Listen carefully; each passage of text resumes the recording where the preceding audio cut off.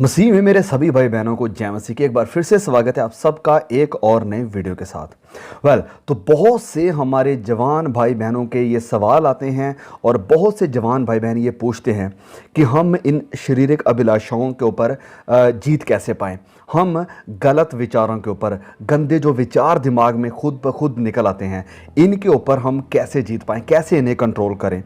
तो क्या बाइबल हमें इस चीज़ के बारे में कुछ सिखाती है या बिब्लिकली हम कैसे इन सब चीज़ों से बाहर आ सकते हैं। तो इसी चीज़ के बारे में आज हम इस वीडियो में सीखने वाले हैं। So stay tuned and watch till the end.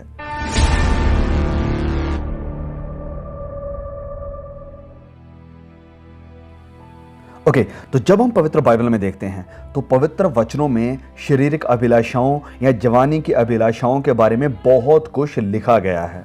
Bible में बताते हैं कि जवानी की अभिलाषाओं से भाग, क्योंकि ये आत्मा के विरोध में है। अब ये सारी चीज़ें अच्छी हैं, लेकिन अगर ये कंट्रोल के या डिसिप्लिन के बाहर जाएं तो ये सब गलत हो जाती हैं और ये हमारा जो शारीरिक डिसिप्लिन है, ये हमारे जो अनंत जीवन है उसको भी प्रभावित करता है।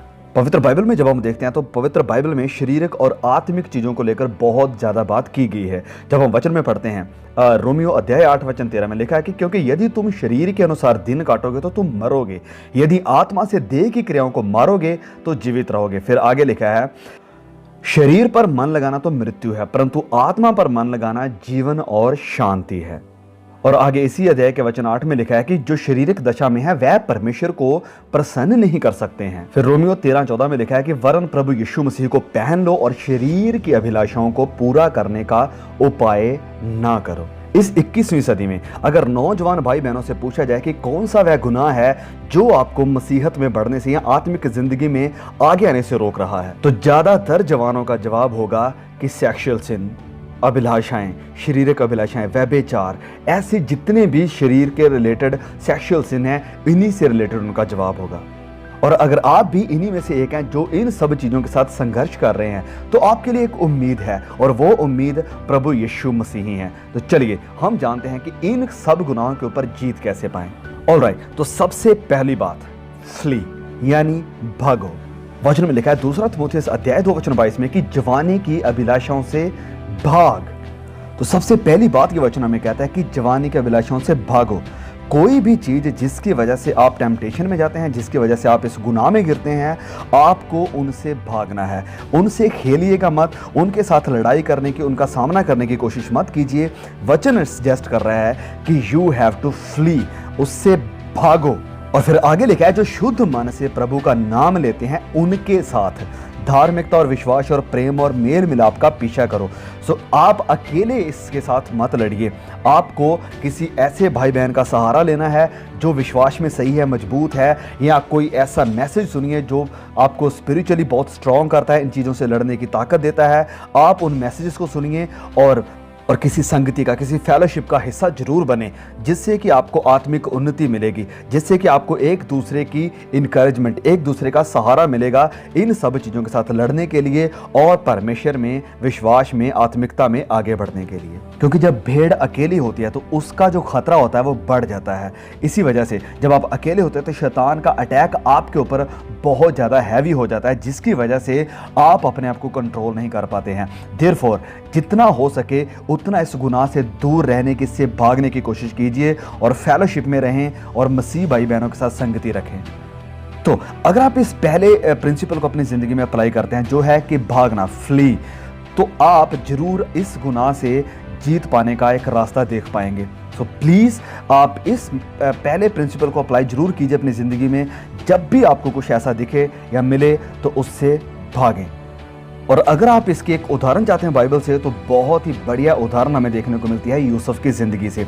जब उसके ज़िंदगी में ये गुनाह आया, जब उसने इस टेम्पटेशन का सामना किया, तो वचन में लिखा है कि वो वहाँ से भाग निकला। दूसरा प्रिंसिपल, शार्पन योर स्वर्ड, अपनी तलवार तीखी करें। ये तलवार है वचनों की तलवार। पवित्र वचन वो ताकत है, वो तलवार है जिससे हम विरोधी का, उसके टेम्पटेशंस का, उसकी परीक्षाओं का सामना कर सकते हैं। राजा दाऊद लिखते हैं भजन संहिता 119:9 में कि जवान अपनी चाल को किस उपाय से शुद्ध रखे। फिर वह खुद इस बात का जवाब देते हैं और लिखते हैं कि तेरे वचन का पालन करने से, तेरे वचन का पालन करने से। तो यह वचन मेरी और आपकी मदद करेगा कि हम इस गुनाह के ऊपर जीत पा सकें, क्योंकि आगे दाऊद फिर लिखता है कि मैंने तेरे वचन को हृदय में रख छोड़ा है कि तेरे विरुद्ध पाप ना करूं।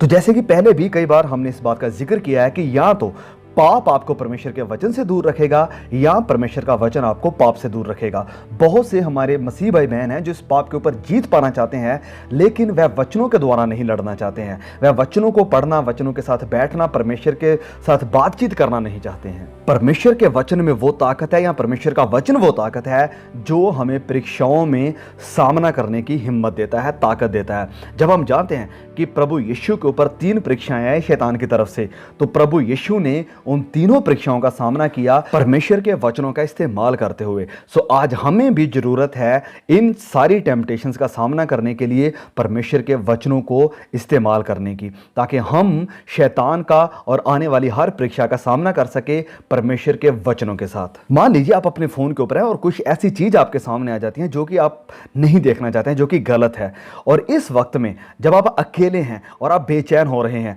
इस वक्त में आप कैसे इसका सामना करेंगे? वेल, पवित्र वचनों से।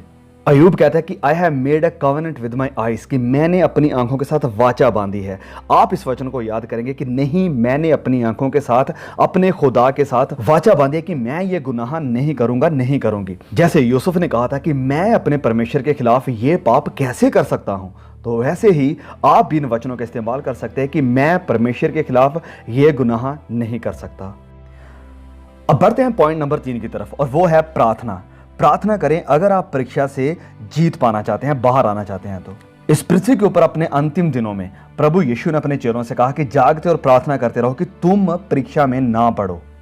तो चेले यहां पर अगर हम देखें तो उस वक्त, उस घड़ी में सो रहे हैं जो कि प्रभु यीशु के लिए बहुत ही कठिन है, जब उनका उद्धारकर्ता क्रूस के ऊपर चढ़ाया जाने वाला है। इस वक्त उन्हें जागते और प्रार्थना कर रहे होना चाहिए था, लेकिन हम क्या देखते हैं कि वह सो रहे हैं। और आज हम भी ऐसे वक्त में हैं जहां हर तरफ, हर कदम के ऊपर परीक्षा है, हर कदम के ऊपर टेम्पटेशन है, हर कदम के ऊपर बुराई है, गलत काम है, गलत चीजें हैं। लेकिन फिर भी हम अगर देखें तो आज जवानों के अंदर, मसीह भाई बहनों के अंदर प्रार्थना की बहुत ज्यादा कमी है। लोग सो रहे हैं, जागते और प्रार्थना नहीं कर रहे हैं। मेरे प्रियो, हम अंतिम दिनों में हैं, और जैसे प्रभु यीशु ने अपने चेलों से कहा था, आज सेम बात वो आपसे और मुझसे कह रहे हैं कि जागते और प्रार्थना करते रहो ताकि तुम परीक्षाओं में ना पड़ो।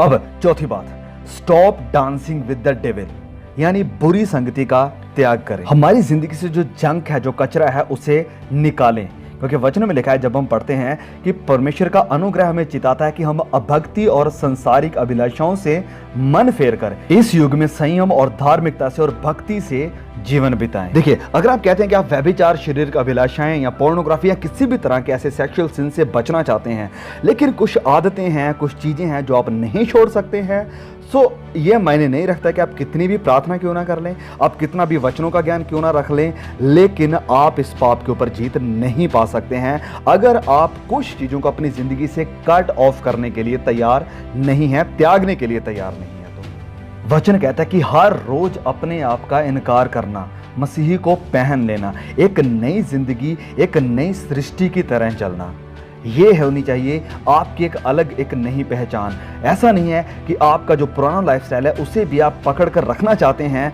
और साथ ही साथ आप चाहते हैं कि एक आप सक्सेसफुल, एक कामयाब मसीही ज़िंदगी को या आत्मिक ज़िंदगी को गुजारें। सो अगर आप इस गुनाह से छुटकारा चाहते हैं, इस गुनाह से जीत पाना चाहते हैं, तो हो सकता है कुछ चीज़ों को, कुछ आदतों को और कुछ लोगों को आपको अपनी ज़िंदगी से हटाना पड़े जो आपको इन सब चीज़ों की तरफ लेकर जाते हैं। यस, ये संघर्ष बहुत ही गंभीर है, बहुत ही रियल है, बहुत ही वास्तविक है, लेकिन परमेश्वर ने हमें वो ताकत दी है, परमेश्वर ने हमें सामर्थ्य दी है कि हम इन अभिलाषाओं के ऊपर जीत पा सकें। और उसके लिए आपको ज़रूरत है सबसे पहले इससे भागने की, प्रार्थना करने की, परमेश्वर के वचनों में बढ़ने की और पवित्र आत्मा की सामर्थ की, जिसके बिना आप इस पाप के ऊपर जीत नहीं पा सकते हैं। आप जितना समय परमेश्वर के साथ बिताएंगे उतना ही परमेश्वर की सामर्थ आपको भरती जाएगी और आप इस गुनाह से बाहर निकलते जाएंगे।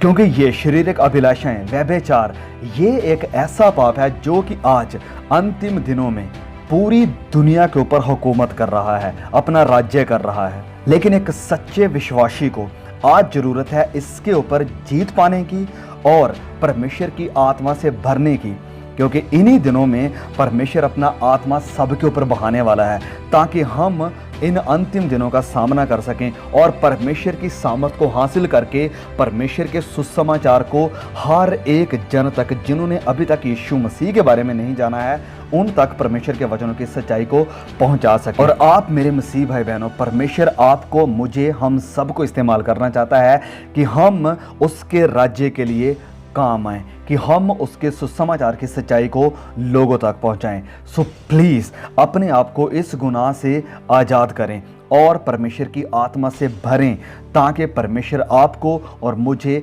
अपने कार्य के लिए और भी बहुतायत से और भी सामर्थ के साथ इस्तेमाल कर सके।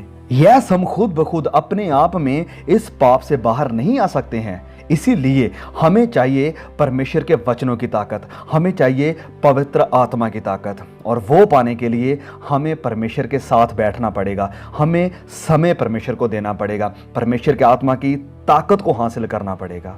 सो परमेश्वर इन वचनों के द्वारा आपको बहुत आशीष दे कि आप अब से इस पाप के ऊपर जीत पाना शुरू कर दें।